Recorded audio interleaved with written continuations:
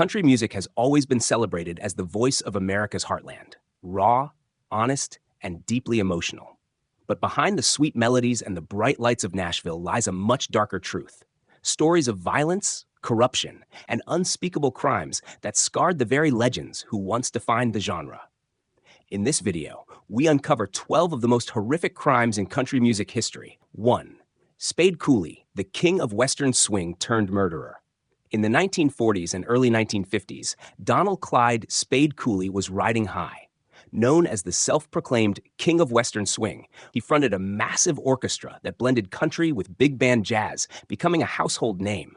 He had a hit TV show in Los Angeles, movie appearances, and was admired for bringing sophistication to country dance music. To the outside world, Cooley was a glamorous star living the American dream. But behind the curtains, his life was unraveling into something nightmarish. Cooley's marriage to Ella Mae Evans, a former singer and dancer, was notoriously turbulent. By the mid-1950s, jealousy and paranoia consumed him. He suspected Ella Mae of having affairs, and his anger grew violent. Accounts from family and friends describe a household ruled by Cooley's cruelty, with Ella Mae enduring years of abuse. Yet no one could have predicted how horrific things would become. On April 3, 1961, the nightmare exploded into reality. In front of their teenage daughter, Cooley viciously beat and tortured Ella Mae before killing her.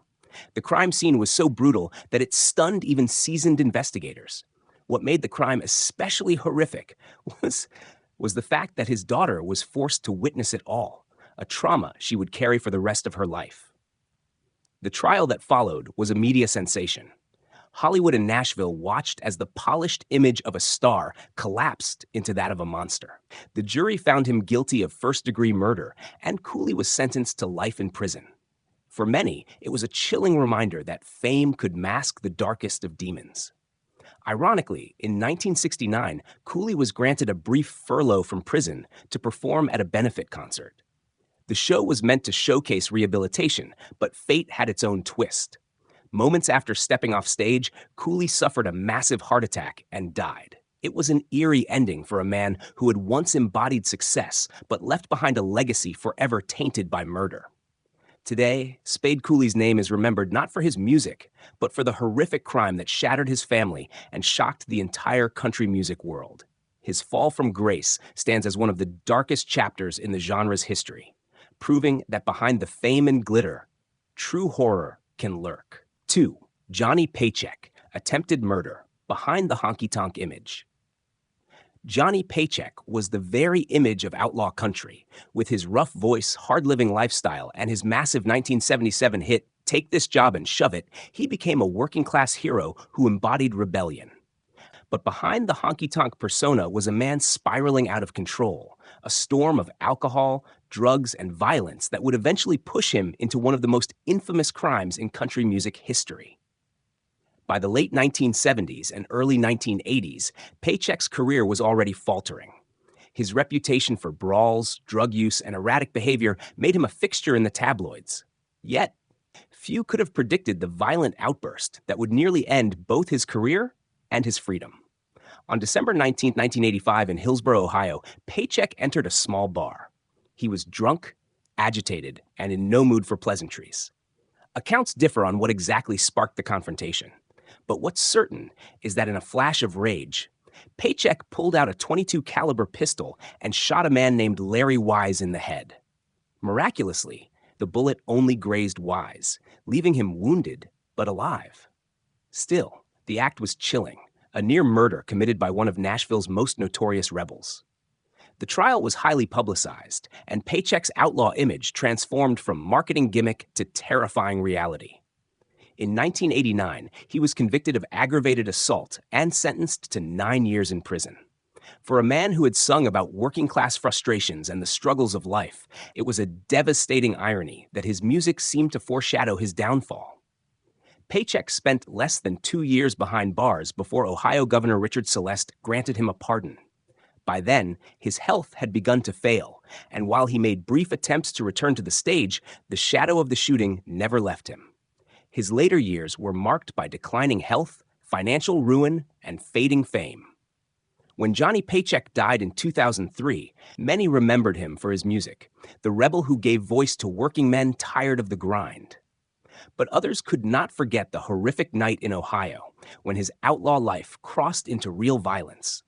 For all his talent, his legacy remains stained by the moment he pulled the trigger. Fair 3.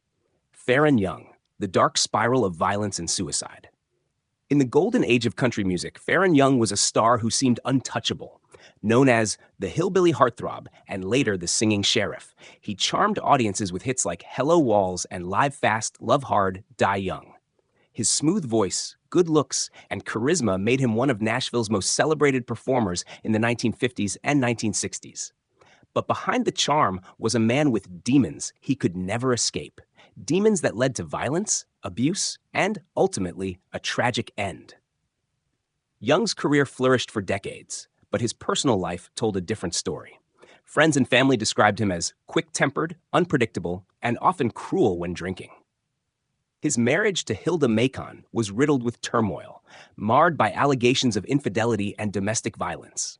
For years, stories circulated within Nashville about Young's aggressive behavior, the kind that was quietly brushed aside in an era when stars were often shielded from scrutiny. The darker side of Faron Young emerged in incidents that shocked even his fans.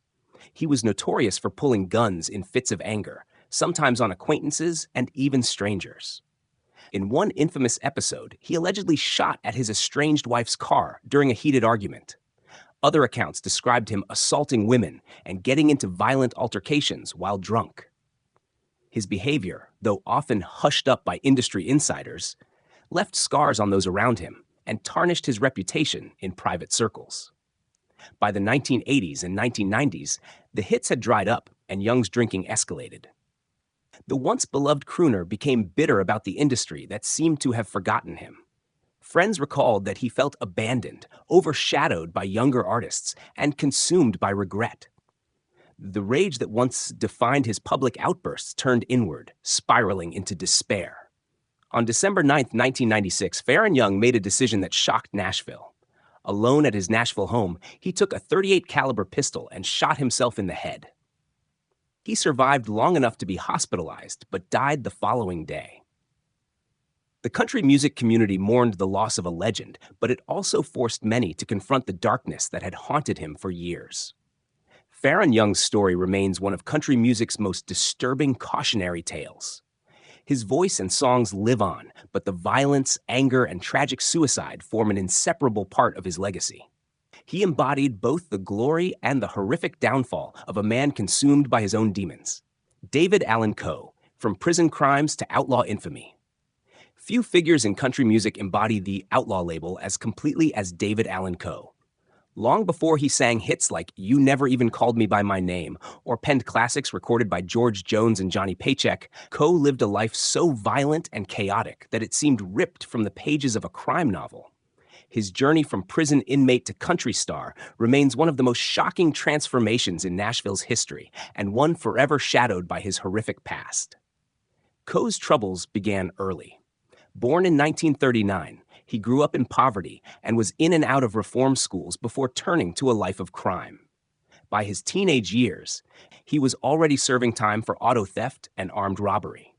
His rap sheet grew longer with each arrest, and eventually, he found himself in some of the most notorious prisons in the United States, including Ohio State Penitentiary.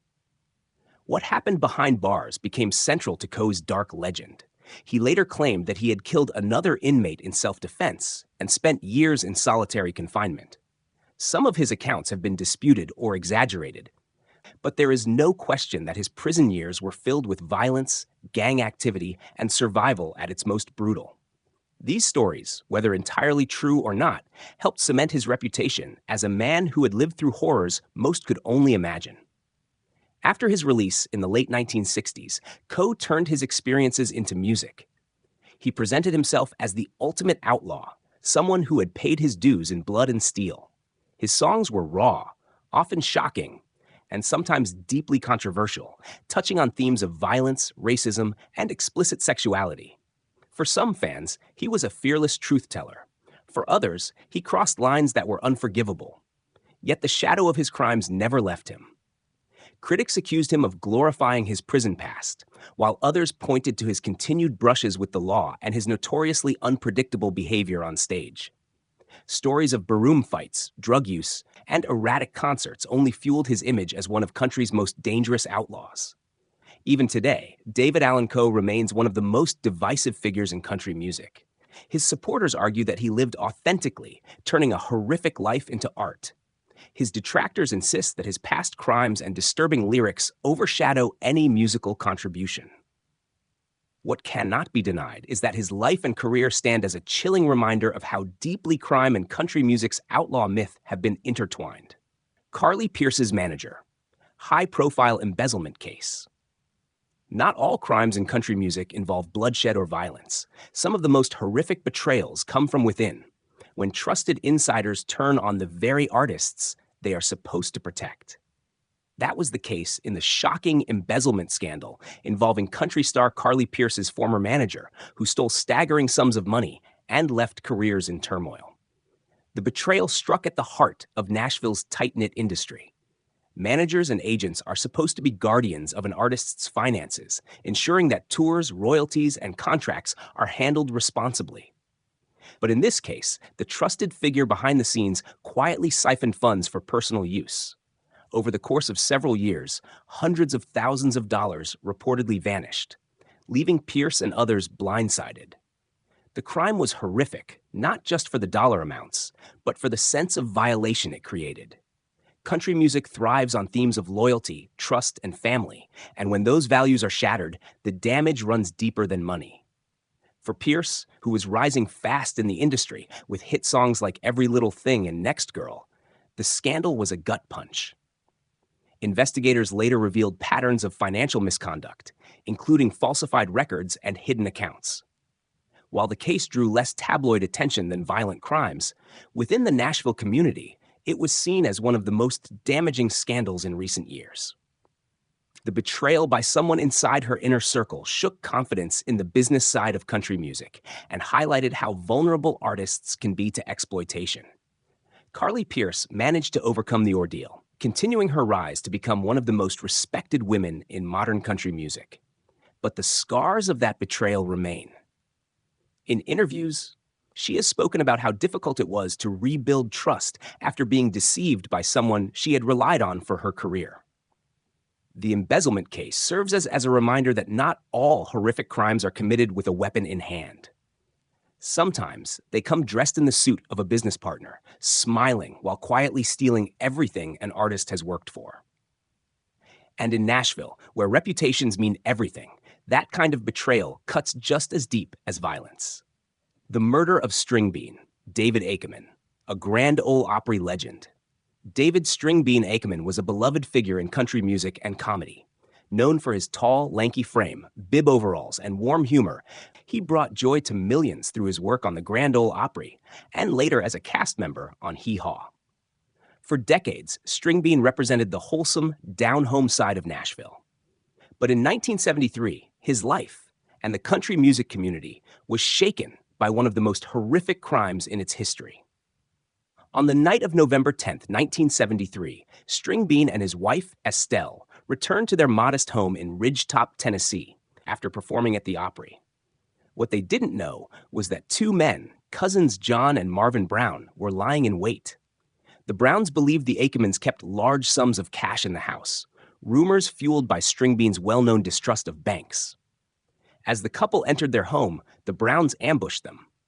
The crime that followed was shocking in its brutality. Stringbean was shot and killed near his front door. Estelle tried to flee, but was also gunned down in cold blood. Their bodies were discovered the next morning by fellow Opry star Louis Marshall Grandpa Jones, who arrived for a planned hunting trip. The scene was devastating, leaving friends and fans in disbelief. The murders rocked Nashville to its core. Country music, often seen as a safe refuge of family values, had been stained with violence. The loss of Stringbean, a man so widely loved for his kindness and humor, felt personal to fans across America. It wasn't just the death of an entertainer. It was a reminder that even the most cherished icons could fall victim to senseless evil.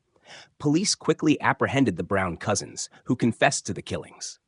Both were convicted and sentenced to long prison terms, though the horror of their crime lingered long after the trial. For years, whispers of Stringbean's hidden money persisted, and decades later, bundles of his cash, decayed and worthless, were discovered in a deteriorating box inside the house. Stringbean's murder remains one of the darkest chapters in country music history. It wasn't just the loss of a performer, it was the shattering of innocence in Nashville's community. To this day, fans remember him not for the way he died, but for the laughter and warmth he brought. Yet his tragic end stands as a haunting reminder of how greed can destroy even the brightest lights. Waylon Jennings, drug busts and brushes with the law. Waylon Jennings was one of the towering figures of outlaw country, a man whose booming voice and rebellious spirit helped redefine Nashville in the 1970s. With hits like Good-Hearted Woman and Luckin' Back, Texas, he stood shoulder to shoulder with Willie Nelson and Johnny Cash as one of the icons of a movement that pushed back against the polished Nashville sound. But with his outlaw image came a lifestyle of excess, and at the height of his fame, Jennings found himself at the center of one of country music's most infamous drug busts. By the late 1970s, Waylon's drug use had spiraled out of control. He was reportedly spending thousands of dollars each week on cocaine, using it to fuel marathon recording sessions and endless nights of partying. Friends and bandmates recalled that his addiction was so severe, he often stayed awake for days. Despite his immense talent, the drugs nearly destroyed him and eventually attracted the attention of federal agents. In 1977, Jennings was recording in Nashville when a package of cocaine was delivered to his studio. What neither Waylon nor his team knew was that the package had already been intercepted and flagged by the DEA. Federal agents stormed the session, raiding the studio in full view of his band and crew. Jennings, quick-witted and defiant, managed to flush most of the cocaine down the toilet before agents could seize it as evidence. Though he was arrested on conspiracy and drug possession charges, prosecutors ultimately dropped the case for lack of physical proof. Still, the scandal was front-page news. The image of one of country music's biggest stars being dragged into court for drug charges was a shocking blow to Nashville's reputation. Waylon himself later admitted that the bust was a wake-up call, but not before his addiction left deep scars. His health deteriorated, his finances crumbled under the weight of drug debts, and his marriage was strained to the breaking point. Waylon eventually kicked his cocaine habit in the 1980s, crediting his wife Jessie Coulter and his determination to survive for helping him overcome the demons. He went on to enjoy a career resurgence, but the memory of the DEA raid remained one of the most notorious incidents in country music history. For many, the horrific crime was not just Waylon's drug use, but the fact that his addiction nearly robbed the world of one of its greatest voices. His story stands as a stark reminder of how fame and excess can push even legends to the brink of destruction. Mindy McCready, Abuse, Crime, and a Tragic End. In the 1990s, Mindy McCready was one of country music's brightest young stars. Her debut album, 10,000 Angels, went double platinum, and her powerful voice carried hits like Guys Do It All the Time to the top of the charts. She had beauty, talent, and the promise of a long career ahead of her. But behind the stage lights, McCready's life unraveled into a tragic saga of abuse, crime, and heartbreak that remains one of Nashville's darkest stories. McCready's struggles began with a series of abusive relationships that placed her in the headlines for all the wrong reasons. In 1997, she became involved with actor Dean Cain, but the relationship ended amid rumors of violence. Later, she entered into a volatile romance with music producer Billy McKnight. In 2005, McKnight was arrested for attempted murder after brutally beating her, an attack that nearly ended her life. Though McCready survived, she later returned to him, a decision that shocked many of her fans. As the years passed, her troubles compounded. McCready faced multiple arrests for drug possession, DUI, and fraud-related charges. Each mugshot told the story of a once vibrant star slipping deeper into chaos. She lost custody battles over her children, fought addiction, and battled depression in full view of the public. Her name became more associated with scandal than with the music that had once defined her. The final chapter of her life was even more devastating. In January 2013, her boyfriend, David Wilson, was found dead from a gunshot wound in what authorities ruled a suicide. Just a month later, McCready was discovered dead on her Arkansas property, also from a self-inflicted gunshot wound. She was only 37 years old. The horrific nature of her story lies not in a single crime, but in a relentless cycle of violence, addiction, and tragedy. McCready was a victim of abuse, but she also became entangled in crimes that stripped away her dignity and her career. By the time of her death, Nashville mourned not only the loss of her voice, but the unbearable weight of the life she carried. Today, Mindy McCready is remembered as a cautionary tale of how fame can magnify personal demons instead of silencing them. Her story is one of country music's most heartbreaking. A bright star who burned out too soon, leaving behind a legacy of both beauty and tragedy. Randy Howard, outlaw singer, killed in a gunfight. Randy Howard was never a household name like Waylon Jennings or Willie Nelson, but in the outlaw country movement, he held a respected place. Known as one of the last real outlaws, Howard built a career on raw authenticity, writing songs about freedom, rebellion, and living on the edge. But in 2015, his life came to a shocking and violent end that turned his legend into one of country music's most horrific stories. Born in 1953 in Georgia, Howard was part of the second wave of outlaw country artists. He opened for legends like Willie Nelson, Hank Williams Jr., and Waylon Jennings, carving out his own identity with gritty songs that spoke directly to working-class fans. His 1982 album, All-American Redneck, became a cult favorite, cementing his reputation as a no-nonsense artist who lived the lifestyle he sang about.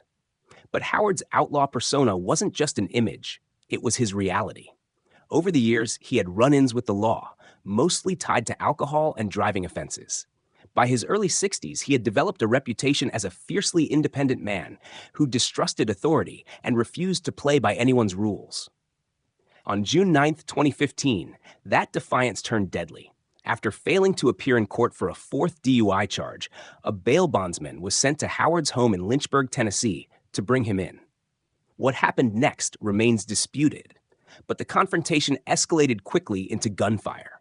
Reports indicate that Howard opened fire on the bondsman, who then shot back, killing the singer in his own home. He was 65 years old. The news sent shockwaves through the country music world. Fans were stunned that a man who had dedicated his life to outlaw country had died in a real-life shootout, a grim reflection of the very songs he sang. Some saw his death as the tragic conclusion of a reckless lifestyle, while others viewed it as a senseless loss that could have been avoided. In the end, Randy Howard's story is remembered as both a tribute to the outlaw spirit and a cautionary tale of how far rebellion can go. His music continues to inspire those who value authenticity, but his death remains one of the most violent and tragic moments in modern country music history. The Dixie Mafia and country music connections. When fans think of country music's golden years, they picture the Opry stage, rhinestone suits, and heartfelt songs about love and loss. But lurking in the shadows of that glittering world was a far more sinister presence, the Dixie Mafia. This loosely organized crime network terrorized the South from the 1960s through the 1980s, running drugs, guns, gambling, and carrying out contract killings. And disturbingly, the tendrils of this underworld brushed dangerously close to the Nashville music scene. Unlike the more famous Italian mafia, the Dixie Mafia operated without rigid hierarchy. They were a collection of criminals bonded by greed and brutality, with their influence stretching across Mississippi, Louisiana, and Tennessee. Known for their willingness to use violence, they thrived on intimidation and lawlessness. Their motto was chilling. You don't talk, you don't breathe. For country music, the connection came through geography and culture. Many of Nashville's rising stars in the 1960s and 1970s played gigs in southern bars and clubs controlled by the Dixie Mafia. Musicians sometimes found themselves caught in the crossfire of illegal operations. There were whispered stories of artists being forced to play shows without pay, their lives threatened if they resisted. One of the most infamous intersections of crime and country music involved the 1973 murder of Stringbean, a Grand Ole Opry star, covered earlier in this list. While that crime wasn't directly committed by Dixie Mafia members, It fit the same pattern of violent greed that marked their reign. Law enforcement at the time even considered whether Dixie Mafia members had connections to similar robberies targeting country performers believed to be carrying cash. Some industry insiders have long believed that certain managers and promoters with links to organized crime laundered money through country music tours and venues. Though many details remain murky, whispers of Dixie Mafia involvement in Nashville persisted for decades. The climate of fear was so strong that few dared to speak out. While no single superstar was proven to be deeply entangled, the shadow of the Dixie Mafia highlighted just how dangerous life on the road could be for working musicians. The horrific crimes committed by the group, from cold-blooded murders to massive fraud operations, cast a long, dark shadow over the very era when country music was booming. Today, the Dixie Mafia is remembered as one of America's most ruthless crime syndicates. Its brush with country music serves as a haunting reminder that behind the honky-tonk glamour, Nashville has never been immune to the reach of organized crime. The mystery of Graham Parsons' stolen body. Graham Parsons wasn't a traditional Nashville star, but his fusion of country and rock left an indelible mark on the genre. With his work in the Byrds, the Flying Burrito Brothers, and as a solo artist, he pioneered the cosmic American music sound that inspired generations. Yet, for all his musical brilliance, Parsons' legacy is forever tied to one of the strangest and most horrific crimes in country music history: the theft of his body. In September 1973, Parsons was just 26 years old when he died of a drug overdose at the Joshua Tree Inn in California. His death was tragic, but what followed was even more shocking. Parsons had allegedly told friends he wanted his body cremated in Joshua Tree National Park, a place he loved deeply, rather than buried in Louisiana with his family. His wishes were unconventional, and no legal arrangements were made, opening the door to chaos. Enter Phil Kaufman, Parsons' road manager and close friend. Determined to honor Parsons' wish, Kaufman concocted a plan that blurred the line between loyalty and crime. Along with a friend, he stole Parsons' body from Los Angeles International Airport, where it was awaiting transport to Louisiana.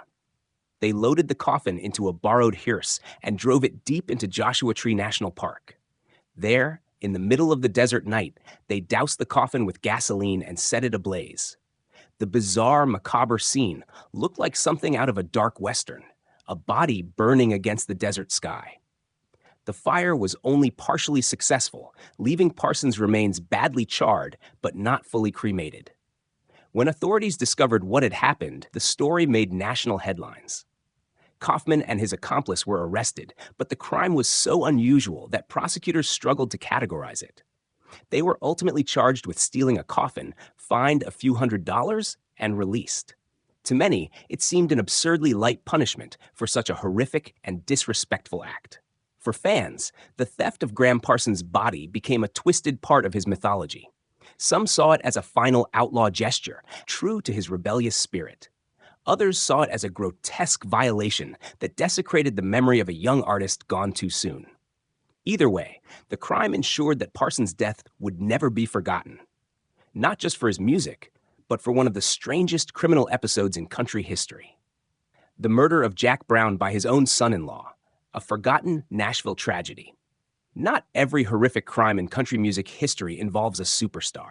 Sometimes the darkest stories emerge from the supporting figures who helped build the scene. One such tragedy occurred in 1982 when Jack Brown, a respected Nashville songwriter and industry insider, was brutally murdered by his own son-in-law in a shocking act of violence that stunned the tight-knit country community.